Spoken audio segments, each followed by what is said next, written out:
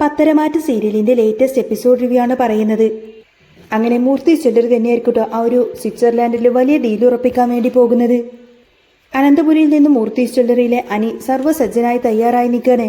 എന്നാൽ ഇതിനൊക്കെ ശേഷം വലിയ തിരിച്ചടികളാണ് നാഗേന്ദ്രനും അഭിയും കൂടി നേരിടാൻ പോകുന്നത്. കാരണം നവ്യയാണ് മറുവശത്ത് നിന്ന് എല്ലാ രഹസ്യങ്ങളും ആദർശിന് കൃത്യമായി തന്നെ അറിയിച്ചു കൊടുക്കുന്നത്. അങ്ങനെ നവ്യയുടെ രഹസ്യ ഇടപെടലിലൂടെ എല്ലാ കാര്യങ്ങളും മൂർത്തി ജ്വല്ലറിക്കാർ ബഹുദൂരം മുന്നേറുന്ന പോലെ ആ ഒരു കാഴ്ചയാണ് നമുക്കിനി കാണാൻ പോകുന്നത്. ഇതിനെല്ലാം ഒടുവിൽ ആ ഡീല് സ്വന്തമാക്കിയതിനു ശേഷമാണ് ശരിക്കുമുള്ള വലിയ പ്രശ്നം അവിടെ പൊട്ടി പുറപ്പെടുന്നത്. ഡ്യൂപ്ലിക്കേറ്റ് ഡയമണ്ട് ഓർണമെന്റ്സ് വിറ്റഴിക്കാനുള്ള തീവ്ര ശ്രമത്തിലാണ് ജ്വല്ലറിക്കാര്. അങ്ങനെ കുറെ സാധനങ്ങൾ അവർ വിറ്റഴിക്കുന്നുമുണ്ട്. അതിനിടയിലാണ് ഇത് കള്ള ഡയമണ്ട് ആണെന്നും ഫേക്ക് ആണെന്നൊക്കെ മനസ്സിലാക്കി ഒരു മാസ് റെയ്ഡിനായി SI നന്ദുവും സംഘവും അങ്ങോട്ടേക്ക് വരുന്നത്. ഇതിന് പിന്നിലെ മാസ്റ്റർ ബ്രെയിന് നവ്യയുടേത് തന്നെയായിരിക്കും. അങ്ങനെ അഭിയെയും ഡേവിഡിനെയൊക്കെ കൈയോടെ പൊക്കിക്കൊടുത്തിട്ട് SI നന്ദു അവിടെ നിന്ന് പൊക്കിക്കൊണ്ടുപോകുന്ന ഒരു അടിപൊളി സൂപ്പർ റിവ്യൂ ആണ് പറയാൻ പോകുന്നത്. വീഡിയോ ഇഷ്ടമാണെങ്കിൽ ഒരു ലൈക്കും ഹൈപ്പൊക്കെ തന്ന് സബ്സ്ക്രൈബ് ചെയ്യാൻ മറക്കല്ലേ കേട്ടോ. അങ്ങനെ ഡീലിന്റെ കാര്യത്തിൽ ഒരു അന്തിമ തീരുമാനമായിരിക്കാണ്. അപ്പോൾ അനിയോട് ആദർശ് വളരെ ഗൗരവത്തോടെ വന്ന് പറയുന്നുണ്ട്, അനി നീ റെഡി ആയിട്ടിരിക്കണം. പക്ഷേ നീ ഈ ഡീലിന് പോകുന്നില്ല എന്നുള്ള രീതിയിൽ തന്നെ വേണം വീട്ടിലെല്ലാവരെയും ധരിപ്പിക്കാൻ, പ്രത്യേകിച്ച് അഭിയെ. കാരണം എന്താന്ന് വെച്ചാൽ അഭിയും അപ്പച്ചിയും ഒക്കെ അങ്ങനെ നീ പോകുന്നുണ്ടെന്ന് അറിഞ്ഞു കഴിഞ്ഞാൽ അതിനുള്ള തയ്യാറെടുപ്പുകൾ വളരെ കുറച്ച് അവർ നടത്തത്തുള്ളൂ. നീ ഇല്ല എന്നുള്ള അമിത വിശ്വാസത്തിൽ അവന്മാർ പോവുകയും അതോടൊപ്പം തന്നെ അവരെക്കാളും കുറഞ്ഞ ഡീലിൽ നമുക്ക് ആ ഒരു കോൺട്രാക്ട് അങ്ങ് ഉറപ്പിക്കുകയും ചെയ്യാം. അവരെക്കാളും മികച്ച ഡിസൈനുകൾ നമ്മൾ അവിടെ പ്രസന്റ് ചെയ്യും. അങ്ങനെ നമുക്ക് തന്നെ ഈ ഡീല് കിട്ടുമ്പോൾ ആ കള്ളൻ അഭിയും ജ്വല്ലറിയിലെ ഡേവിഡും അക്ഷരാർത്ഥത്തിൽ അങ്ങ് ഞെട്ടിപ്പോകണം. ഇതെല്ലാം കേൾക്കുന്ന സമയത്തിന് അഭി വളരെ ആവേശത്തോടെ പറയുന്നുണ്ട്, തീർച്ചയായിട്ടും ആദർശേട്ടാ, ഞാൻ വീട്ടിൽ എന്തായാലും അങ്ങനെ തന്നെയാണ് ഇനി പറഞ്ഞിരിക്കുന്നത്. ഇനി അങ്ങനെ പറയാൻ പോകുന്നുള്ളൂ. ഇനി അപ്പച്ചി എന്തായാലും കാര്യങ്ങളൊക്കെ അറിഞ്ഞിട്ടുണ്ട്. അപ്പച്ചി അത് അഭിയെ അറിയിച്ചിട്ടുണ്ടായിരിക്കും. അപ്പോൾ ആദർശ് വീണ്ടും ഒന്ന് ഓർമ്മിപ്പിക്കുന്നുണ്ട്, അവൻ അറിയണം ആ അഭി അവൻ അറിഞ്ഞു കഴിഞ്ഞപ്പോൾ നീ ഇല്ലല്ലോ എന്നുള്ള ആ ഒരു ലാഘവത്തോടു കൂടി വേണം അവൻ അവിടെ ചെന്ന് ഇരിക്കാനൊക്കെ.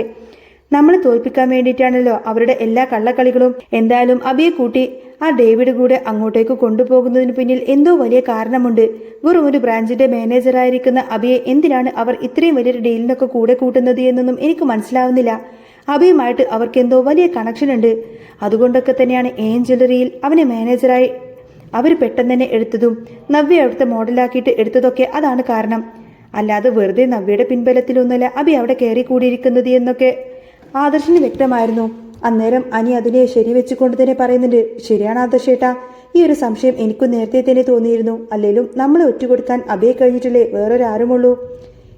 ഇതിനു മുൻപത്തെ ഡീലും ആദർശ് മുംബൈയിലേക്ക് പോയപ്പോഴും ആദർശേട്ടനെ ചതിച്ചതിന്റെ കൂട്ടത്തിൽ ഈ അഭിയുമുണ്ടെന്ന എനിക്ക് സംശയം.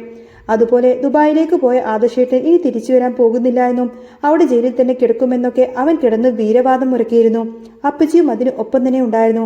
അപ്പോൾ ഇതിന്റെയൊക്കെ പിന്നിൽ ഈ ഡേവിഡിനെ സഹായിച്ചു കൊണ്ടിരിക്കുന്നത് ഈ അഭി തന്നെയാണെന്ന് അവന് ഏറ്റവും കൂടുതൽ സാധ്യത എന്നൊക്കെ അനിങ്ങനെ ഉറപ്പിച്ചു പറഞ്ഞു. അന്നേരം ആദർശ് പറഞ്ഞത് അതൊക്കെ അങ്ങനെ തന്നെ ആവാനാണ് മോനെ സാധ്യത. എന്തായാലും അത്രയൊരു കണക്ഷൻ അവനുമായിട്ടുണ്ടാവണമെങ്കിൽ എന്തായിരിക്കും അവർ തമ്മിലുള്ള ആ ഒരു രഹസ്യബന്ധം കൂടി നമ്മൾ ഉടനെ തന്നെ കണ്ടുപിടിക്കണം. അതിനുള്ള ശ്രമത്തിലാണ് ഞാൻ. താമസിക്കാതെ തന്നെ ഞാൻ അതിന്റെ അടുത്ത് വരെ എത്തും. ഈ ജ്വല്ലറിയുടെ ഓണർ ഒരു കിങ് ഓബ്ര എന്ന പേരിൽ അറിയപ്പെടുന്ന ഒരാളാണ്. അയാൾ ശരിക്കും ആരാണെന്ന് അറിഞ്ഞു കഴിഞ്ഞാൽ നമുക്ക് ബാക്കി കാര്യങ്ങളൊക്കെ വേഗം തന്നെ മനസ്സിലാക്കാൻ സാധിക്കും. ഇത് കേൾക്കുന്ന സമയത്തിന് അനി ചോദിക്കുന്നുണ്ട്, അപ്പോൾ ഡേവിഡ് അല്ലേ MD എന്നുള്ള കാര്യത്തിൽ ആദർശേട്ടന് ഉറപ്പിച്ചതല്ലേ എന്ന്. ആദർശ് പറയുന്നത്, ആ കാര്യത്തിൽ എനിക്ക് യാതൊരുവിധ സംശയവുമില്ല. വെറും ഒരു ബിനാമി മാത്രമാണ് ഡേവിഡ്. അതിനൊക്കെ മുകളിൽ വേറെ ആരോ ഉണ്ട്. അയാളാണ് ഇതിനൊക്കെ പിന്നിലിരുന്നു കൊണ്ട് കളിക്കുന്നത്. നന്ദു അന്ന് CCTV വിഷ്വൽസ് എടുത്തപ്പോഴും അയാളെ കൃത്യമായി കിട്ടി. പക്ഷേ അന്ന് അയാൾ മാസ്ക് വെച്ചിരുന്നത് കാരണം മാസ്കിന്റെ ബലത്തിൽ മാത്രം അയാൾ അങ്ങ് രക്ഷപ്പെട്ടു പോയതാ. പക്ഷേ നമ്മൾ അവനെ കണ്ടെത്തുമെന്ന് ആദർശ് അനിയോടങ്ങ് ഉറപ്പിച്ചു പറയാണ്. അങ്ങനെ അനി വളരെയധികം പ്രതീക്ഷയോട് കൂടെ തന്നെ പറയുന്നുണ്ട്, ആദർശേട്ട, അങ്ങനെ ഈ ഡീലൊക്കെ റെഡിയായ നമ്മൾ ആ പഴയ പ്രതാപത്തിലേക്ക് തന്നെ തിരികെ വന്ന് അയാളെ എല്ലാം കണ്ടെത്തി കഴിയുമ്പോൾ മുത്തശ്ശിന്റെ മുന്നിലും നെഞ്ചിൽ വിരിച്ചു നിൽക്കാൻ പറ്റുമോ ആദർശേട്ടനി എന്ന്. അങ്ങനെ ആദർശേട്ടന്റെ തലയുയർത്തി നിൽക്കുന്നത് എനിക്ക് കാണണം. ആ സമയത്തിന് ഞാൻ ഈ MD കസേരയിൽ നിന്നും ഇറങ്ങിത്തരും. ആദർശേട്ടൻ അവിടെ കയറിയിരിക്കണം. അപ്പോൾ ആദർശ സ്നേഹത്തോടെ പറയുന്നുണ്ട്, അതൊക്കെ പിന്നെ ആലോചിക്കാം മോനെ. ഇപ്പോൾ നീ നിന്റെ ജോലി നോക്ക് വളരെ നല്ല രീതിയിൽ തന്നെ ചെയ്യില്ലേ. അതുപോലെ തന്നെ ചെയ്തോളാൻ അവൻ അനിയെ പ്രോത്സാഹിപ്പിച്ചു. അങ്ങനെ ജ്വല്ലറിയുടെ കാര്യത്തിൽ അവർ സംസാരിച്ചു കൊണ്ടിരിക്കുകയാണ്. അപ്പോൾ ഡേവിഡും നാഗേന്ദ്രനും അഭിയും കൂടിയാണ് ആ ഒരു ചർച്ച നടത്തുന്നത്. അവരുടെ ഡീലിനെ കുറിച്ചുള്ള സംസാരിക്കുമ്പോൾ അഭി വളരെ പുച്ഛത്തോട് നാഗേന്ദ്രനോട് പറയുന്നുണ്ട്, അനി അവനൊരു പേടിത്തൊണ്ടനാണ്. ഇതിൽ നിന്നുകൊണ്ട് അവൻ അങ്ങ് പൂർണ്ണമായി പിന്മാറിയിരിക്കുകയാണ്. അവൻ ഈ കേസ് ഏറ്റെടുത്ത അവന് അതിനുള്ള ഒരു മനഃശക്തിയൊന്നുമില്ല. അതുകൊണ്ട് തന്നെ ഇത്രയും വലിയൊരു ഡീല് അവന് പ്രസന്റ് ചെയ്യത്തുമില്ല. അന്നേരം നാഗേന്ദ്രൻ പറയുന്നുണ്ട്, അങ്ങനെയാണ്, ഏതായാലും നന്നായി. നമുക്ക് ഏതായാലും ഈ ഡീൽ ഉറപ്പിക്കാമല്ലോ. കോടികളുടെ ലാഭം നമുക്കിനി ഈസി ആയിട്ട് തന്നെ ഉണ്ടാവുകയും ചെയ്യും. പക്ഷേ അവരെ തോൽപ്പിക്കുന്നതിന്റെ ആ ഒരു ത്രില്ല് അതങ്ങ് പൂർണ്ണമായി നഷ്ടപ്പെട്ടല്ലോ എന്ന് അയാൾ നിരാശയോടെ പറഞ്ഞു. അന്നേരം അഭിയും പറയുന്നത്, ഹാ ശരിയാണ് അനി, അവൻ എൻ്റെ മുന്നിൽ തോറ്റു തുന്നപാടി നിൽക്കുന്നത് എനിക്ക് നേരിട്ട് കാണണമായിരുന്നു. കാരണം അതുപോലെ അവൻ എന്നോട് പ്രതികാരം ചെയ്തവനാണ്. അവൻ എന്നെ അന്ന് കമ്പനിയിൽ നിന്ന് പുറത്താക്കിയതൊക്കെ അവനാണ്. അവൻ എൻ്റെ മുമ്പിൽ തല കുനിച്ച് നിൽക്കുന്നത് എനിക്ക് കാണണമായിരുന്നു. ഷോ, ആ സുവർണാവസരം നഷ്ടപ്പെട്ടു പോയല്ലോ എന്നൊക്കെ അഭി ഇങ്ങനെ സങ്കടപ്പെട്ട് പറഞ്ഞു. ഉടനെ തന്നെ നാഗേന്ദ്രൻ പറയുന്നുണ്ട്, എടാ അനിയെ പൂട്ടിട്ട് പൂട്ടാൻ വേണ്ടി അവന്തിക അവിടെ നമുക്ക് നോക്കുന്നുണ്ട്. അനിയെ വിവാഹം കഴിക്കണമെന്നൊക്കെ വലിയ ആഗ്രഹമുണ്ട്. അല്ല, ഞാൻ തന്നെ പറഞ്ഞതാ അവളോട്. കാരണം മൂർത്തി ജ്വല്ലറിയുടെ എംഡി ആയിട്ടിരിക്കുന്നത് അവനാണല്ലോ. അവൻ അവന്തികയുടെ ഭർത്താവായി കഴിഞ്ഞാൽ മൂർത്തി ജ്വല്ലറി അപ്പാടെ നമ്മുടെ പേരിലേക്ക് അങ്ങ് പോരും. നമ്മുടെ കൈവെള്ളയിലിട്ട് എല്ലാവരെയും നമുക്ക് അമ്മാനമാടാനും പറ്റും. അതുകൊണ്ട് അവന്തികയോട് ഞാൻ അത് കൃത്യമായി പറഞ്ഞു വെച്ചിട്ടുണ്ട് എന്നൊക്കെ പറയുന്ന സമയത്തിന് അവയ്ക്കതത്രങ്ങ് രസിക്കുന്നില്ല. അവന്തിക അവനെ വിവാഹം കഴിക്കുന്നതിനോടും എനിക്കൊട്ടും താല്പര്യമില്ല. ഒന്നിനും കൊള്ളില്ലെങ്കിലും അവൻ വലിയൊരു അഹങ്കാരിയാണ്. പിന്നെ ഒരു രണ്ടാം കെട്ടുകാരനും. അങ്ങനെ ഒരുത്തനെ തന്നെ എൻ്റെ അവന്തികയ്ക്ക് വേണമെന്ന് അച്ഛൻ തന്നെ തീരുമാനിച്ചാൽ പിന്നെ ഞാൻ ഇതിൽ എന്ത് പറയാനാ? അന്നേരം നാഗേന്ദ്രൻ വ്യക്തമാക്കി, എടാ, അത് ഞാൻ തീരുമാനിച്ചതിന് പിന്നിൽ ചില വ്യക്തമായ കാരണങ്ങളുണ്ടെന്ന് നിനക്കറിയാമല്ലോ. മൂർത്തി ജ്വല്ലറിയുടെയും അനന്തപുരിയുടെയും കോടിക്കണക്കിന് രൂപയുടെ സ്വത്തുക്കളിലാണ് എൻ്റെ കഴുകൻ കണ്ണ്. മൂർത്തി ജ്വല്ലറിയുടെ എംഡി ആയിട്ടിരിക്കുന്ന അവൻ നമ്മുടെ കൂടെ ഇങ്ങോട്ടേക്ക് പോന്നു കഴിഞ്ഞാൽ പിന്നെ നമ്മൾ ശരിക്കും രക്ഷപ്പെട്ടല്ലോ. അത് നീയൊന്ന് ചിന്തിച്ചു നോക്ക്. അതൊക്കെ സത്യ. പക്ഷേ മൂർത്തി ജ്വല്ലറിയുടെ എംഡി കസേരയിൽ അവൻ ഇരിക്കുന്നല്ലേ ഉള്ളൂ. അവൻ വെറും ഒരു ഡമ്മി മാത്രമാണ്. അവനൊരു ഡമ്മി എംഡിയാണ്. കാരണം ആദർശേട്ടന് അങ്ങോട്ടേക്ക് തിരിച്ചു വന്നാൽ എന്തെങ്കിലും കാരണം കൊണ്ട് ആദർശിന്റെ പിണക്കം മാറി അവൻ അങ്ങോട്ടേക്ക് തിരിച്ചെത്തിക്കഴിഞ്ഞാൽ ആ നിമിഷം അനി ആ കസേരയിൽ നിന്നും ഇറങ്ങിക്കൊടുക്കും. ആദർശിനെ അവിടെ തന്നെ ഇരുത്തുമെന്നുള്ളതിൽ യാതൊരുവിധ സംശയമില്ല എന്നൊക്കെ അഭി പറഞ്ഞു. അന്നേരം നാഗേന്ദ്രൻ ഉറപ്പിച്ചു പറഞ്ഞു, അതെ, ആദർശിന് തിരിച്ചു വന്നാലല്ലേ പ്രശ്നമുള്ളൂ. അവൻ തിരിച്ചു വരാത്ത പോലെ തന്നെ ഞാൻ അവനെ പൂട്ടുമെടാ. അവൻ അങ്ങ് ഇല്ലാതാക്കാൻ വേണ്ടി വന്ന അത് തന്നെ ഞാൻ ചെയ്യുമെന്നൊക്കെ അയാൾ അങ്ങ് ഗർജിച്ചു. അപ്പോഴേക്കും അഭിക്ക് പെട്ടെന്ന് ചോര തിളച്ചു കയറാണ്. അഭി ചോദിക്കുന്നുണ്ട്, അച്ഛാ, അമ്മയെ നമ്മുടെ കൂടെ കൂട്ടുന്ന കാര്യത്തിൽ തീരുമാനം എന്തായി എന്ന്. എനിക്കതിൽ വലിയ അഭിപ്രായമൊന്നുമില്ല കേട്ടോ. അച്ഛൻ വന്നു എന്നുള്ള വിവരം അഥവാ ഇനി നമ്മളെല്ലാവരും അറിഞ്ഞ് പുറത്തെത്തിക്കഴിഞ്ഞാൽ പിന്നെ അമ്മയെ കൂടെ കൂട്ടാനോ എന്ന് അച്ഛൻ 2 പ്രാവശ്യം ഒന്നുകൂടെ ആലോചിക്കണം. അന്നേരം നാഗേന്ദ്രൻ കളിയാക്കിക്കൊണ്ട് പറഞ്ഞു, ആഹാ, നീ കൊള്ളാലോ. ഇത്രയും നാളും അമ്മയുടെ സാരിയിൽ കടിച്ചു തൂങ്ങി നടന്നിട്ട് ഇപ്പോൾ അമ്മയുടെ നേരത്തേന് നീ തിരിഞ്ഞു കൊത്തുന്നോടാ. നീ അടാ ശരിക്കും അവളുടെ തനി മകൻ എന്നൊക്കെ അയാൾ പറഞ്ഞു ചിരിച്ചു. അന്നേരം അഭി ന്യായീകരിച്ചു, അതുകൊണ്ടൊന്നുമല്ല അച്ഛാ, കോടിക്കണക്കിന് രൂപയുടെ സ്വത്തിനും ആസ്തിക്കും ഉടമയാണ് അച്ഛനിപ്പോ. അങ്ങനെയുള്ള ഒരാളുടെ കൂടെ അമ്മയെ പോലൊരാളെ കൂടെ കൂട്ടിക്കഴിഞ്ഞാൽ അച്ഛനത് പിന്നെ ഒട്ടും തന്നെ സ്വസ്ഥത ഉണ്ടാവില്ല. എല്ലാം നശിച്ച് വീണ്ടും പഴയപടി പോകത്തേയുള്ളൂ. അതാ ഞാൻ അങ്ങനെ പറഞ്ഞത്. അന്നേരം നാഗേന്ദ്രൻ തന്റെ തീരുമാനം അറിയിച്ചു. ആ കാര്യത്തിലും എനിക്ക് വ്യക്തമായിട്ടുള്ള തീരുമാനമുണ്ട്. ജലജയെ തൽക്കാലം കൂടെ നിർത്തണ്ട എന്ന് തന്നെയാണ് എൻ്റെ ഉറച്ച തീരുമാനം. കാരണം അവൾ എന്നോട് ചെയ്ത ദ്രോഹങ്ങൾ ഒന്നും തന്നെ ഞാൻ ഇന്നുവരെ മറന്നുപോയിട്ടൊന്നുമില്ല. അനന്തമൂർത്തി എന്നോട് ചെയ്തതുപോലെ തന്നെയുള്ള വലിയ ദ്രോഹങ്ങൾ ജലജയും എന്നോട് ചെയ്തിട്ടുണ്ട്. അതൊന്നും ഞാൻ മറന്നിട്ട് സമാധാനത്തോടെ ജീവിക്കാൻ ഈ നാഗേന്ദ്രൻ ഒരിക്കലും ആവില്ല എന്നൊക്കെ അയാൾ പറഞ്ഞു. അന്നേരം അഭിയും പറയുന്നുണ്ട്, ശരിയാണ്, അച്ഛനെടുത്ത തീരുമാനം തന്നെയാണ് ഏറ്റവും നല്ലത്. അങ്ങനെ ഇരിക്കുമ്പോഴും ഡേവിഡ് വീണ്ടും ഓർമ്മിപ്പിക്കുന്നുണ്ട്, നമ്മൾ അടുത്ത ദിവസം ഡീലിന് പോവേണ്ടതാണല്ലോ. അഭിസാറേ, ഏതായാലും വേറെ പ്രതിബന്ധങ്ങളൊന്നുമില്ലെങ്കിൽ നമുക്ക് ആ ഒരു ഡീല് കിട്ടുമെന്നുള്ള കാര്യത്തിൽ 100% ഉറപ്പാണ് എന്നൊക്കെ പറയുന്ന സമയത്തിന് അഭി തിരിച്ചു പറഞ്ഞു, തീർച്ചയായിട്ടും അത് നമുക്ക് തന്നെ കിട്ടും. നമുക്ക് ആ മാളവിക ചെയ്തു തന്ന പുതിയ ഡിസൈനുകളെ കുറിച്ച് ഡേവിഡിന് നല്ല ബോധ്യമില്ലേ? എന്ത് നല്ല കിടിലൻ ഡിസൈനുകളാണ് അവൾ നമുക്ക് മുന്നിൽ പ്രസന്റ് ചെയ്യുന്നത്. ഏകദേശം നയന ചെയ്യുന്നത് പോലെയുള്ള ഡിസൈനുകൾ തന്നെയാണ്, അല്ലെങ്കിൽ നയനേക്കാൾ ഒന്നുകൂടി മെച്ചപ്പെട്ട ഡിസൈനുകളാണെന്ന് തന്നെ പറയാം. അങ്ങനെയുള്ള ഡിസൈനുകളല്ലേ നമ്മളവിടെ പ്രസന്റ് ചെയ്യാൻ പോകുന്നത്. പിന്നെ നമ്മൾ പണിക്കൂലി ഇല്ലാതല്ലേ സ്വർണം കൊടുക്കുന്നത്. കള്ളസ്വർണം നമുക്ക് കിട്ടുന്നത് കൊണ്ടും ടാക്സ് വെട്ടിക്കുന്നത് കൊണ്ടും നമ്മൾ പണിക്കൂലി ഒട്ടും തന്നെ വാങ്ങുന്നില്ല. ആ ഒരു റേഞ്ചിൽ തന്നെയാണ് നമ്മൾ ഈ ഡീൽ ഉറപ്പിക്കാൻ വേണ്ടി പോകുന്നത്. കോൺട്രാക്ട് വെച്ചിരിക്കുന്നതും അതുകൊണ്ട് തന്നെയാണ്. അപ്പോൾ ആ കൊട്ടേഷൻ എന്തായാലും അവർ എളുപ്പം തന്നെ ഏറ്റെടുക്കുമെന്ന കാര്യം ഉറപ്പാണ്. അത്രയും താഴ്ന്ന കൊട്ടേഷൻ വെക്കാൻ നമുക്കല്ലാതെ മറ്റാർക്കും അവിടെ സാധിക്കില്ല. അങ്ങനെ ഒരു കൊട്ടേഷൻ കിട്ടിയ കോടികളുടെ വലിയ ലാഭം നമുക്ക് കിട്ടുകയും ചെയ്യും. അങ്ങനെയൊക്കെ പറയുന്ന സമയത്തിന് ശരിയാണ്, എന്തായാലും അത് മൂർത്തി ജ്വല്ലറിക്കാർ ഇല്ലാത്തത് അവർക്കൊരു വല്ലാത്ത തളർച്ച തന്നെയാണെന്നൊക്കെ നാഗേന്ദ്രൻ ഇങ്ങനെ സംസാരിക്കുകയാണ്. പിന്നെ ആ ഒരു ഡീലിന്റെ ദിവസം അങ്ങ് വന്നെത്തി. അന്നേരം ഡീലിനായിട്ട് ആരും പോകുന്നില്ല എന്നാണ് വീട്ടിലെല്ലാവരും അറിയിച്ചിരിക്കുന്നത്. അപ്പോൾ ആ ഒരു അനിയെ വെറും ഒരു മണ്ടനും കിഴങ്ങനും ഒക്കെ ആയിട്ട് കരുതിയിരിക്കുകയാണ് ജലജയും അഭിയൊക്കെ. അന്നേരം അഭിയോട് ജലജ പറയുന്നുണ്ട്, എടാ, ഇന്നലെ ഡീല് നീ നന്നായി തന്നെ പ്രാർത്ഥിച്ചിട്ട് പോകണം. നിനക്ക് കിട്ടിയ നല്ലൊരു അവസരമാണിത്. ജ്വല്ലറിയുടെ എംഡിയുടെ കൂടെ നീയും കൂടി പോവാ എന്ന് പറഞ്ഞാൽ അത് നിനക്കൊരു വലിയ വില തന്നെയാണ്. ഈ ഡീല് കൂടി കിട്ടിയാൽ നിനക്ക് അവിടെ സ്ട്രോങ് ആയി തന്നെ പിടിച്ചു നിൽക്കാൻ പറ്റുമെന്നൊക്കെ അവർ ഓർമ്മിപ്പിച്ചു. അന്നേരം അഭി പറയുന്നത് ശരിയാണ്, ഈ ഡീല് നമുക്ക് തന്നെ കിട്ടുമമ്മേ. അല്ലാതെ മൂർത്തി ജ്വല്ലറിയിൽ നിന്നും ആ കിഴങ്ങൻ അനിയൻ ഈ ഡീലിലേക്ക് പോലും പോകുന്നില്ലല്ലോ. അവന് പേടിയാണ്. ആദർശാണെങ്കിൽ അതിനും തന്നെ മുതിർത്തേനെ. അല്ല, ആദർശ് പോയിട്ടും 1-2 പ്രാവശ്യം ചതി പറ്റി നാണം കിട്ട് പോന്നതല്ലേ. ഇനിയിപ്പോ അവനൊക്കെ വരാതിരിക്കുന്ന തന്നെയാ നല്ലത്. ഇവൻ എന്റെ കൺമുന്നിൽ വന്ന് തോറ്റു നിൽക്കുന്നത് കാണാൻ എനിക്ക് വലിയ ആഗ്രഹമായിരുന്നു എന്നും പറയാൻ അഭി. അന്നേരം ജലജ പറയുന്നുണ്ട് ശരിയാ, എനിക്കും ഒരു ആഗ്രഹമുണ്ടായിരുന്നു. അവന്റെയൊക്കെ മുന്നിൽ നമുക്കൊന്ന് തലയുയർത്തി നിൽക്കണമെന്നൊക്കെ. എന്തായാലും ഈ ഡീല് നേടിക്കഴിയുമ്പോൾ നമുക്ക് ഗംഭീരമായിട്ടൊന്ന് ആഘോഷിക്കണമെന്നൊക്കെ പറഞ്ഞ് ജലജ അവനെ യാത്രയാക്കി. അങ്ങനെ അഭി പോവാനിറങ്ങുമ്പോൾ നവ്യയും ചിരിച്ചുകൊണ്ട് പറയുന്നുണ്ട് അഭി ബെസ്റ്റ് വിഷസ്, ഏതായാലും ഈ ഡീല് നിനക്ക് തന്നെ കിട്ടട്ടെ.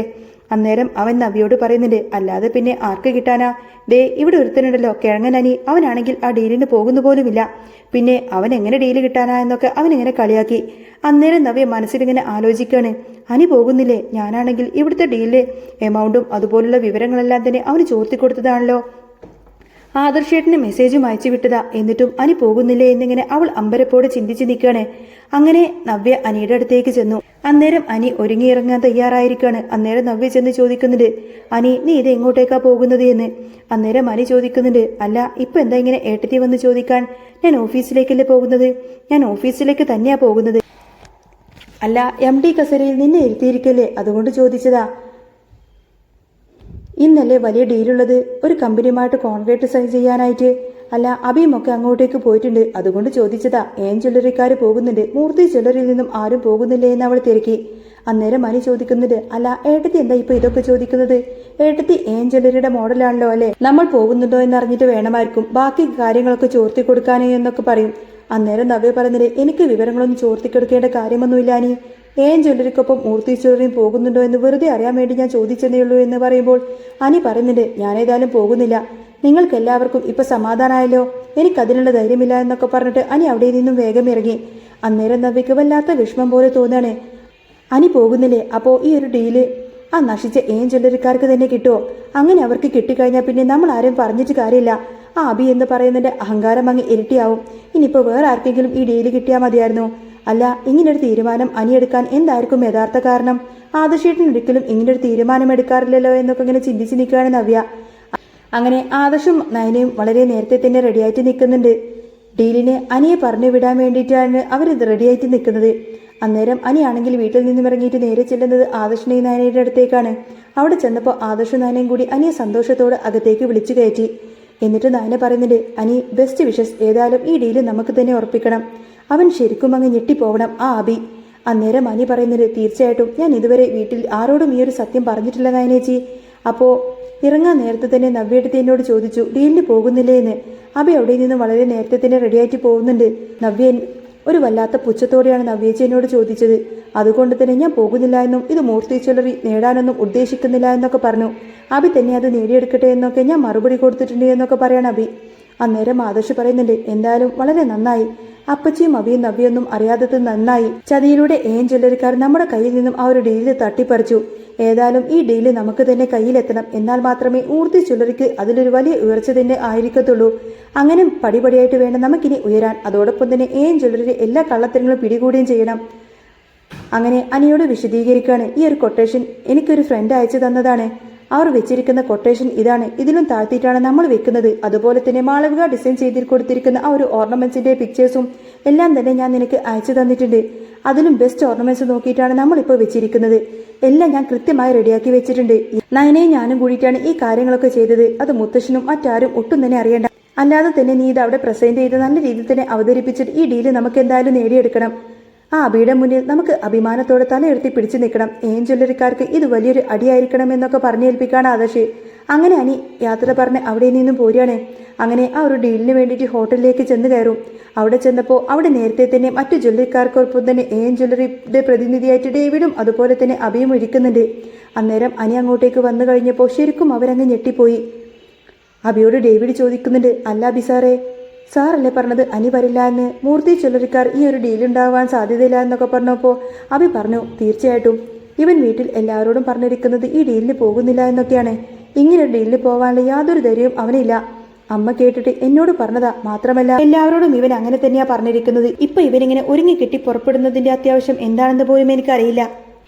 അല്ല ഇനിയിപ്പോൾ ഇതിൽ എന്തെങ്കിലും ചതിയുണ്ടോ അഭിസാറേ? അല്ല നമ്മളെല്ലാം ഉയർന്ന ഡീലാണോ താഴ്ന്ന ഡീലാണോ? നമ്മൾ മറ്റു തന്ത്രങ്ങൾ മെനയാനൊക്കെ മറന്നുപോയി. അവരുടെ ഡീലിൻ്റെ കാര്യം കോൺട്രാക്ടറെ വിളിച്ച് വിവരങ്ങളൊന്നും നമ്മൾ നേരത്തെ ശേഖരിക്കണമായിരുന്നു. അപ്പോൾ അഭി പറയുന്നത് അതൊക്കെ നമുക്ക് ശേഖരിക്കാമായിരുന്നു, പക്ഷേ ഇവൻ പോകുന്നില്ല എന്നല്ലേ പറഞ്ഞത് എന്ന് ന്യായീകരിച്ചു. അന്നേരം ഡേവിഡ് പറയുന്നുണ്ട്, ഇപ്പം മനസ്സിലായില്ലേ അവൻ്റെ തന്ത്രം? അവൻ പോകുന്നില്ല എന്നൊരു വലിയ നാടകം തന്നെ അവിടെ കളിച്ചതാണെന്ന് തോന്നുന്നു. നമ്മൾ അറിയാതിരിക്കാൻ വേണ്ടി ഇതിലെന്തോ വലിയ ചതിയുണ്ടെന്ന് തോന്നുന്നു. അഭിസാറേ, എന്ത് ചതി? ഈ കിഴങ്ങനെ കൊണ്ട് ഒന്നും സാധിക്കില്ല. എന്തെങ്കിലുമൊക്കെ ഒന്ന് പ്രസന്റ് ചെയ്തിട്ട് അവൻ വേഗമങ്ങി ഇറങ്ങിപ്പോയിക്കോളും. മുത്തശ്ശൻ നിർബന്ധിച്ചുകൊണ്ട് അവനെ പറഞ്ഞു വിട്ടതായിരിക്കും. അവൻ ചിലപ്പോൾ അതുകൊണ്ടായിരിക്കും ഇങ്ങോട്ടേക്ക് വന്നത്, അല്ലാതെ അവനെ കൊണ്ട് ഒന്നും തന്നെ നടക്കാൻ പോകുന്നില്ല എന്നൊക്കെ അഭി തള്ളി പറഞ്ഞു. അങ്ങനെ അവിടെ കോൺട്രാക്ടറും പ്രസന്റേഷനൊക്കെ ഗംഭീരമായി നടക്കുകയാണ്. അന്നേരം ഓരോ ജ്വല്ലറിക്കാരും അവരുടെ ഡീല് ഭംഗിയായി തന്നെ പ്രസന്റ് ചെയ്തുകൊണ്ടിരിക്കുകയാണ്. അങ്ങനെ അബിയുടെ ഡീല് പ്രസന്റ് ചെയ്യുന്ന ഊഴമായി. അബിയുടെ ഡീല് പ്രസന്റ് ചെയ്യാൻ ഡേവിഡിന് പകരം അബിയെ തന്നെയാണ് അങ്ങോട്ടേക്ക് വിട്ടത്. ഏൻ ജ്വല്ലറിയിൽ നിന്നും. അങ്ങനെ അഭി തന്റെ ഡീല് പ്രസന്റ് ചെയ്യാൻ വലിയ ഗമയോട് കൂടി തന്നെ കയറി ചെന്നു. അന്നേരം ഇത് കാണുമ്പോൾ തന്നെ അനി മനസ്സിലോർക്കുന്നുണ്ട്, ഇവനാണല്ലോ പോകുന്നത്. ആദർശേട്ടൻ പറഞ്ഞത് എന്തോ വലിയ കാര്യമുണ്ട്. ഏൻ ജ്വല്ലറിയുടെ എം ഡി ആയിട്ട് ഡേവിഡ് ഇവനെ ഇരിക്കുമ്പോൾ ഇവനാണല്ലോ എം ഡി സ്ഥാനത്തേക്ക് അങ്ങോട്ടേക്ക് കയറി ചെന്നിരിക്കുന്നത്.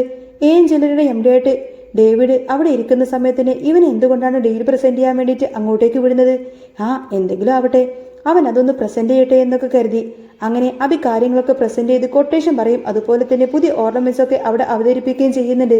അപ്പോൾ എല്ലാവരും വളരെ നന്നായി എന്നൊക്കെ പറഞ്ഞ് കൈയടിക്കും. നല്ല ഓർണമെന്റ്സ് ആണ്, വളരെ നല്ല ഡിസൈനാണ്, നല്ല കളക്ഷൻസ് ആണൊക്കെ പറഞ്ഞ് എല്ലാവരും നല്ല രീതിയിൽ തന്നെ അവനെ അഭിനന്ദിച്ചു കൊണ്ടേയിരിക്കുകയാണ്. അങ്ങനെ ഇരിക്കുമ്പോഴാണ് അതിനുശേഷം അനിയുടെ പ്രസന്റേഷൻ വരുന്നത്. നേരം എല്ലാവരും വളരെ പുച്ഛത്തോടു കൂടിയാണ് അഭി വരെ അവിടെ ഇരിക്കുന്നത്. ഇവനിപ്പോൾ പോയിട്ട് എന്ത് കാണിക്കാനാണ് എന്ന രീതിയിലൊക്കെ നോക്കുകയാണ്. അനിയാണെങ്കിൽ വളരെ നല്ല ആത്മവിശ്വാസത്തോടു കൂടി തന്നെ ചെന്ന് അനിയുടെ ഡീല് അവിടെ അവതരിപ്പിച്ചു. അത് കഴിയുമ്പോഴേക്കും അക്ഷരാർത്ഥത്തിൽ എല്ലാവരും അങ്ങ് ഞെട്ടിപ്പോയി. അഭി പോലും. എന്തായാലും ഏൻ ജ്വല്ലറിക്കാർ വെച്ചതിലും വളരെ താഴെയാണ് അവരുടെ കോൺട്രാക്ട് വെച്ചിരിക്കുന്നത്. കൊട്ടേഷൻ വെച്ചിരിക്കുന്നതൊക്കെ വളരെ കുറവിൽ. ഇത് കാണുമ്പോൾ തന്നെ ഡേവിഡിനും അഭിക്കും അങ്ങ് കിളി പോകുന്നൊരവസ്ഥയായി. നല്ല അടിപൊളി ഓർണമെന്റ്സും അടിപൊളി ഡിസൈൻസ് ഒക്കെ ആയിരിക്കും വെച്ചിരിക്കുന്നത്. ഏൻ ജ്വല്ലറിക്കാർ ഡിസൈൻ ചെയ്തതിലും കുറച്ചുകൂടി ബെറ്റർ ആയിട്ടുള്ളതുകൊണ്ട് അതുപോലത്തെ ഡിസൈൻസ് ആയിരിക്കും. നല്ല ടൈപ്പ് ഓർണമെന്റ്സും ഒരു പടി മുന്നിൽ നിൽക്കുന്ന രീതിയിലാണ് അവൻ വെച്ചിട്ടുള്ളത്. അപ്പോൾ ഈ കമ്പനി ഓണേഴ്സ് അത് കണ്ടു കഴിഞ്ഞപ്പോൾ അവർ അത് സൂക്ഷ്മമായി തന്നെ വിലയിരുത്തി. അങ്ങനെ ഏൻ ജ്വല്ലറിയുടെയും മൂർത്തി ജ്വല്ലറിയുടെയും തമ്മിലുള്ള ആ ഒരു കടുത്ത വിലയിരുത്തൽ നടക്കുകയാണ്. അങ്ങനെ നോക്കുമ്പോൾ ഓർണമെന്റ്സ് കുറച്ചുകൂടി ഏൻ ജ്വല്ലറിയേക്കാൾ മുൻപതിൽ നിൽക്കുന്നത് മൂർത്തി ജ്വല്ലറിയുടെ ഓർണമെന്റ്സ് ആണ്. അവരത് എടുത്തു പറയുന്നുണ്ട്. അതുപോലെ തന്നെ ഡീലിന്റെ കാര്യം വരുമ്പോൾ ആ കൊട്ടേഷന്റെ കാര്യം വരുമ്പോഴൊക്കെ വളരെ കുറഞ്ഞ കൊട്ടേഷൻ വെച്ചിരിക്കുന്നത് മൂർത്തി ജ്വല്ലറിയാണ്. പിന്നെ പാരമ്പര്യത്തിന്റെയും പരിശുദ്ധിയുടെയും ഒക്കെ കാര്യം എടുത്തു നോക്കുമ്പോൾ മൂർത്തി ജ്വല്ലറി തന്നെയാണ് ഏറ്റവും മുൻപിൽ നിൽക്കുന്നത്. അതുകൊണ്ട് തന്നെ മൂർത്തി ജ്വല്ലറുമായിട്ട് തന്നെ ഡീൽ ഉറപ്പിക്കാൻ തന്നെ ആ കമ്പനിക്കാർ തീരുമാനിച്ചു. അപ്പോഴേക്കും അഭിയും ഡേവിഡും ഒക്കെ ആകങ്ങ് ഞെട്ടിപ്പോയി. ഡേവിഡും അബിയുടെ കൂടെ പരസ്പരം നോക്കി പറയുന്നുണ്ട്, ഇതിൽ ചതിയുണ്ടെന്ന് ഞാൻ പറഞ്ഞത് സത്യമാണ്. നമ്മൾ വിചാരിച്ചതിനും കൊട്ടേഷൻ ഇത്ര താഴ്ത്തി വെക്കാൻ ഇവന്മാർക്ക് ഇത് എങ്ങനെ സാധിച്ചു? നമ്മൾ വളരെ കുറച്ചാണ് വെച്ചിരിക്കുന്നത്, ലാഭമൊന്നും നോക്കാതെ. പക്ഷേ മൂർത്തീസ് ജ്വല്ലറിയുടെ കാര്യത്തിൽ അതെങ്ങനെ ലാഭം കിട്ടും? അതിലും താഴ്ത്തി തീർത്തും നഷ്ടക്കച്ചവടത്തിന് ഇപ്പോൾ മൂർത്തി ജ്വല്ലറി വെച്ചിരിക്കുന്നത്. ഇങ്ങനെ പോയാലും അവർക്ക് കോടികളുടെ ലാഭം ഏതായാലും കിട്ടും. പക്ഷേ ഓർണമെന്റ്സ് ഇത്ര ഭംഗിയായിട്ട് എങ്ങനെ കിട്ടി? ഡേവിഡ് പറഞ്ഞത് അതൊക്കെ മാളവികയെക്കാളും നന്നായിട്ട് നയന ചെയ്തിട്ടുണ്ടായിരിക്കും, അതാണ് കാരണമെന്ന് പറയും. എന്നാലും ഇതേ ഡിസൈൻസ് ഏകദേശം മാറ്റങ്ങളൊക്കെ വരുത്തി അതിനെ ഒന്നുകൂടി മെച്ചപ്പെടുത്തി ഇതിലൊക്കെ എന്തോ വലിയ ചതിയുള്ളതുപോലെ എനിക്ക് തോന്നുന്നു എന്നൊക്കെ അഭി പറഞ്ഞു. അന്നേരം ഡേവിഡ് പറയുന്നുണ്ട്, ശരിയാണ്, എനിക്കും എന്തൊക്കെയോ ചതി നന്നായിട്ട് മണക്കുന്നുണ്ട്. നമ്മുടെ കൂട്ടത്തിൽ നിന്ന് തന്നെ ആരെങ്കിലുമൊക്കെ ചതിക്കുന്നുണ്ടോ എന്ന് എനിക്കും നല്ല സംശയമുണ്ട് എന്നൊക്കെ പറഞ്ഞു. എന്തായാലും നമുക്ക് കോടിക്കണക്കിന് രൂപയുടെ വലിയ നഷ്ടമാണ് ഉണ്ടായിരിക്കുന്നത്. ഇതെങ്ങനെ നമ്മൾ ഇനി നാഗേന്ദ്രൻ സാറിനോട് പറയും? സാർ എങ്ങനെ ഇത് അംഗീകരിക്കും? മാത്രമല്ല നമ്മുടെ ബന്ധശത്രുക്കളായ മൂർത്തി ജ്വല്ലറി അതങ്ങ് നേടിയിരിക്കുവാണല്ലോ. എന്തായാലും സാർ ഇന്ന് വളരെ നല്ല ദേഷ്യത്തിലായിരിക്കും എന്നൊക്കെ ഇങ്ങനെ വിചാരിക്കുകയാണ് അവര്. അങ്ങനെ അനി ആ ഒരു ഡീൽ എന്നുള്ള കാര്യം മൂർത്തി ജ്വല്ലറിയിലേക്കും മുത്തശ്ശനെയൊക്കെ വിളിച്ചു പറയുന്നുണ്ട്. എല്ലാവർക്കും അത് കേട്ടപ്പോൾ ഭയങ്കര സന്തോഷമായി. പറഞ്ഞത് അനി അവൻ പോകുന്നില്ലെന്ന് പറഞ്ഞെങ്കിലും അവൻ അത് ഗംഭീരമായി തന്നെ ചെയ്തു. ആദർശിനെ കൊണ്ട് സാധിക്കാത്ത പല കാര്യങ്ങളും അനിയെ കൊണ്ട് സാധിക്കുന്നുണ്ട്. ശരിക്കും കമ്പനിയുടെ കാര്യങ്ങൾ നോക്കി നടത്താനും എം ഡി സ്ഥാനത്തിരിക്കാനും യോഗ്യൻ അനി തന്നെയാണ് എന്നൊക്കെ മുത്തശ്ശൻ ഇങ്ങനെ ആവേശത്തോടെ പറഞ്ഞു. അന്നേരം അനി വിനയത്തോടെ പറയുന്നുണ്ട്, അത് ഞാൻ തന്നെയല്ല, ആദർശേട്ടൻ്റെ പൂർണ്ണ സഹായം എനിക്കുണ്ടായിരുന്നു. എനിക്കിതിലും വലിയ കഴിവും പ്രാപ്തിയൊന്നുമില്ലെന്ന് മുത്തശ്ശനറിയാലോ. പിന്നെ ഞാൻ എവിടെയൊക്കെ എത്തിയിട്ടുണ്ടെങ്കിൽ അതിന് ആദർശേട്ടന് എന്തെങ്കിലുമൊക്കെ കഴിവുകളും എന്തെങ്കിലുമൊക്കെ കളികളൊക്കെ ഉണ്ട് എന്നൊക്കെ വിചാരിച്ചാലങ്ങ് മതി. അന്നേരം മുത്തശ്ശൻ പറയുന്നത്, നീ വെറുതെ അവനെങ്ങനെ പുകഴ്ത്തി പറയാനൊന്നും നിൽക്കണ്ട. ഏതായാലും നമ്മുടെ കമ്പനി ഈ ഒരു ഡീല് സ്വന്തമാക്കി ഏൻ ജ്വല്ലറിക്കാരെ ആദ്യപടിയായിട്ട് നമ്മൾ തോൽപ്പിച്ചിരിക്കുന്നു. അതിന്റെ മുഴുവൻ ഗുണം നമുക്കുണ്ട്. അതുകൊണ്ട് മൂർത്തി ജ്വല്ലറി തല ഉയർത്തി നിൽക്കാൻ പാകത്തിന് ഒരു അവസരം ഉണ്ടാക്കിയത് നീയാണ്. അത് നമുക്കെല്ലാവർക്കും വലിയ സന്തോഷ നിമിഷമായിരുന്നു. അന്നേരം ജലജ ഓർക്കുന്നുണ്ട്, ഇവൻ പോകുന്നില്ല എന്ന് പറഞ്ഞതാണല്ലോ, അപ്പൊ പിന്നെ ഇവൻ എന്തുകൊണ്ടായിരിക്കും പോയിരിക്കുന്നത്? ജലജ ചോദിക്കുന്നുണ്ട്, അമ്മയല്ലേ പറഞ്ഞത് അവൻ ഡെയിലിന് പോകുന്നില്ല എന്ന്? അവൻ പോകുന്നില്ല എന്ന് എല്ലാവരോടും പറഞ്ഞതല്ലേ? അവൻ പോകുന്നുണ്ടെങ്കിൽ എങ്ങനെയെങ്കിലും തന്ത്രം പറഞ്ഞ് ഞാൻ അവരുടെ കൊട്ടേഷൻ ഡീൽ അങ്ങ് ലീക്കാക്കിയേനെ. അതിനൊന്നും സാധിക്കാതെ അവൻ അവിടെ വന്ന് ഞെളിഞ്ഞു നിന്നിരിക്കുന്നു. അവൻ നമ്മളെയൊന്നും അറിയിക്കാതിരിക്കാൻ വേണ്ടിയിട്ട് പോയതാണ് എന്നൊക്കെ പറഞ്ഞ് ന്യായീകരിക്കും. ഇതേ സമയത്തിന് നവ്യക്ക് ഭയങ്കര സന്തോഷമായിരിക്കും. നവ്യയുടെ മനസ്സിലിങ്ങനെ വിചാരിക്കുന്നുണ്ട്, അനി വിചാരിച്ചതുപോലെയൊന്നുമല്ല, അവൻ ഏതായാലും അവിടെ ചെയ്യേണ്ട കാര്യങ്ങളൊക്കെ ചെയ്തു. ഞാൻ ചോർത്തി കൊടുത്ത ഡീല് അത് ആദർശേട്ടന് വളരെ ശരിയായി തന്നെ എടുത്തു. അതുപോലെ തന്നെ അനിയും നന്നായിട്ട് തന്നെ പ്രസന്റ് ചെയ്തു. ഡീലിന് പോകുന്നില്ല എന്നൊക്കെ പറഞ്ഞ് അവൻ അഭിയെയും മറ്റുള്ളവരെയൊക്കെ തെറ്റിദ്ധരിപ്പിച്ചു. അതുകൊണ്ട് തന്നെ മൂർത്തി ജ്വല്ലറിയെ ചതിക്കാൻ അവർക്കൊരു അവസരം കിട്ടിയില്ല. അങ്ങനെ മൂർത്തി ജ്വല്ലറി ഇത് നേടി. ജ്വല്ലറിയും ആ ചതിയൻ അഭിയും അവിടെ ദയനീയമായി തന്നെ തോറ്റു. അതെനിക്ക് കാണണമായിരുന്നു എന്നൊക്കെ നവ്യ ഇങ്ങനെ മനസ്സിൽ പറയണേ. നവ്യക്ക് ഭയങ്കര സന്തോഷമായിരിക്കും. ഈ സമയത്തിന് നാഗേന്ദ്രനും ഡേവിഡും അഭിയൊക്കെ ഇരുന്ന് സംസാരിക്കുന്ന സമയത്തിന് ആ ഒരു ഡീല് നമുക്ക് പോയി. നമുക്കതുകൊണ്ട് തന്നെ കോടിക്കണക്കിന് രൂപയുടെ നഷ്ടമാണ് ഉണ്ടായിരിക്കുന്നത്. ഇനിയിപ്പോൾ നമ്മൾ ഒന്നും നോക്കിയിട്ട് കാര്യമില്ല. ഈ നഷ്ടത്തിൽ നിന്ന് നമ്മൾ കയറണമെങ്കിൽ മൂർത്തി ജ്വല്ലറിയുടെ മുന്നിലെത്തണമെങ്കിൽ നമ്മൾ ആ ഡ്യൂപ്ലിക്കേറ്റ് ഡയമണ്ട് എല്ലാം തന്നെ കൊണ്ട് ഓർണമെന്റ്സ് ആക്കി വെച്ചിട്ടില്ലേ? ആ ഡ്യൂപ്ലിക്കേറ്റ് ഡയമണ്ട്സ് മാളവിക ഡിസൈൻ ചെയ്ത വളരെ നല്ല ഡിസൈനുകളാണ്. അതെല്ലാം ഓർണമെന്റ്സ് ആയിട്ട് കിട്ടിയിട്ടുണ്ട് എന്ന് പറയും. അടുത്ത ദിവസം തന്നെ അത് നമ്മുടെ ബ്രാഞ്ച് വഴി വിൽപ്പന വേഗം തന്നെ ആരംഭിക്കണം.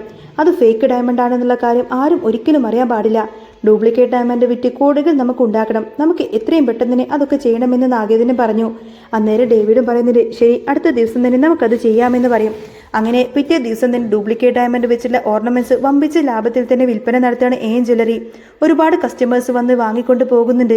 ഇത് ഡ്യൂപ്ലിക്കേറ്റ് ഡയമണ്ട് ആണ് എന്നുള്ള കാര്യം മാളവികക്കും നന്നായിട്ട് അറിയാം. അങ്ങനെ നവ്യ ഈ ഒരു വിവരം ആദർശിനുടനെ തന്നെ മെസ്സേജ് ചെയ്തു, ഒരു ഫ്രണ്ട് വഴി. എന്നിട്ട് ആ ഒരു ഡ്യൂപ്ലിക്കേറ്റ് ഡയമണ്ട് ആണെന്ന് ജ്വല്ലറിക്കാർ ഇപ്പോൾ വിറ്റുകൊണ്ടിരിക്കുന്നത് എന്ന കാര്യം അവരറിഞ്ഞു. കോടിക്കണക്കിന് രൂപയുടെ ബിസിനസ്സാണ് അവിടെ ദിവസവും നടന്നുകൊണ്ടിരിക്കുന്നത്. ഒരുപാട് കസ്റ്റമേഴ്സ് വഞ്ചിക്കപ്പെടുന്നുണ്ട്. അതുകൊണ്ട് തന്നെ ഇത് റെയ്ഡ് ചെയ്ത് കണ്ടുപിടിക്കണമെന്ന് പറയും. ആദർശ് ഉടനെ തന്നെ ഈ ഒരു വിവരം നന്ദുവിനെ അറിയിച്ചു. നന്ദുവിനോട് പറയുന്നുണ്ട്, ഡ്യൂപ്ലിക്കേറ്റ് ഡയമണ്ട് ഓർണമെന്റ്സ് ആണ് വിൽക്കുന്നത് ജ്വല്ലറിക്കാർ. അതിനൊക്കെ മുന്നിൽ നിൽക്കുന്നത് ആ ജ്വല്ലറിക്കാരും അഭിയൊക്കെ തന്നെയാണ്. അതുകൊണ്ട് തന്നെ അവിടെ പോയിട്ട് പെട്ടെന്ന് റെയ്ഡ് നടത്തണം. കസ്റ്റമറിന്റെ കയ്യിൽ നിന്നും പരാതി ആദ്യം എഴുതി വാങ്ങിക്കണം. അതിനുശേഷം അന്വേഷണം ആരംഭിക്കണം എന്നൊക്കെ പറയും. അങ്ങനെ ഒരു കസ്റ്റമറുടെ കയ്യിൽ നിന്നും പരാതി എഴുതി വാങ്ങിക്കാണ്. ഒരു കസ്റ്റമർ ഓർണമെന്റ് വാങ്ങി, അത് നല്ല ഡയമണ്ട് അല്ല എന്ന് തെളിഞ്ഞ രീതിയിൽ അങ്ങ് വരികയാണ്. അങ്ങനെ നന്ദു ഇതിന്റെ പേരിൽ ശക്തമായ അന്വേഷണം നടത്തി ജ്വല്ലറിയിൽ പോയിട്ട് റെയ്ഡ് ചെയ്യാണ്. ുള്ള ആഭരണങ്ങളും കള്ളസ്വർണ്ണങ്ങളും ഡ്യൂപ്ലിക്കേറ്റ് ഡയമണ്ട് എല്ലാം തന്നെ പിടിച്ചെടുക്കുകയാണ് നന്ദു. കൂടെ മറ്റു പോലീസുകാരും ഉണ്ടായിരിക്കും. അപ്പോൾ അഭിയെയും ഡേവിഡിനെയൊക്കെ അവിടെ വെച്ച് തന്നെ അറസ്റ്റ് ചെയ്യാണ്. അഭിയും ഡേവിഡും പറയുന്നുണ്ട്, ഇതൊക്കെ കള്ളസ്വർണ്ണമൊന്നുമല്ല, അതുപോലെ തന്നെ ഡ്യൂപ്ലിക്കേറ്റ് ഡയമണ്ട് ഒന്നുമല്ല, ഇത് വ്യക്തിവൈരാഗ്യം തീർക്കാൻ വേണ്ടിയിട്ട് നന്ദു ചെയ്യുന്ന കാര്യങ്ങളായെന്നൊക്കെ പറഞ്ഞ് അവർ ന്യായീകരിച്ചു. അന്നേരം നന്ദു അഭിയോടങ്ങ് ചൂടായി പറയുന്നുണ്ട്, എന്ത് വ്യക്തിവൈരാഗ്യം? ഇതെല്ലാം ഞങ്ങൾ വ്യക്തമായി പരിശോധിച്ചതാണ്. ഇതെല്ലാം ഡ്യൂപ്ലിക്കേറ്റ് ഡയമണ്ട് ആണ്. ലക്ഷക്കണക്കിന് രൂപക്ക് നിങ്ങൾ വിൽക്കുന്നത് 1000 രൂപ പോലും ഇല്ലാത്ത സാധനങ്ങളാണ്. ആളുകളെയൊക്കെ ഇങ്ങനെ പച്ചക്ക് പറ്റിക്കാണ് ചെയ്യുന്നത് എന്നൊക്കെ പറയും. അങ്ങനെ അവിടെ വെച്ച് വലിയ ജനരോഷം തന്നെ ഉണ്ടാവും. ആൾക്കാർ ഡയമണ്ട് വാങ്ങിച്ചവരെല്ലാം തന്നെ പരാതിയുമായിട്ട് വരികയും ജ്വല്ലറിക്ക് നേരെ കല്ലെറിയുകയൊക്കെ ചെയ്തു. കള്ളസ്വർണവും അതുപോലെ ഡ്യൂപ്ലിക്കേറ്റ് ഡയമണ്ടും വിറ്റതിനാണ് ഇങ്ങനെയുള്ള ആക്രോശം. അങ്ങനെ അഭിയെയും ഡേവിഡിനെയും അറസ്റ്റ് ചെയ്യുകയായിരുന്നു ജ്വല്ലറിയിൽ വെച്ചുകൊണ്ട് തന്നെ നന്ദു. ഈ ഒരു കള്ളസ്വർണം വിറ്റതിന്റെ പേരിൽ അവർക്ക് എല്ലാവർക്കും നേരെ കേസെടുക്കാണ് നന്ദു. അങ്ങനെ ഇനി പത്തരമാറ്റിൽ വരാൻ പോകുന്ന നല്ല സൂപ്പർ അടിപൊളി സൂപ്പർ എപ്പിസോഡുകളൊക്കെ തന്നെയാണ്. നിങ്ങൾക്ക് ഈ ഒരു ചാനൽ ഇഷ്ടമായി എന്നുണ്ടെങ്കിൽ സബ്സ്ക്രൈബ് ചെയ്യാനും സപ്പോർട്ട് ചെയ്യാനും മറക്കല്ലേ. നെക്സ്റ്റ് വീഡിയോയ്ക്ക് വരാം. ബൈ.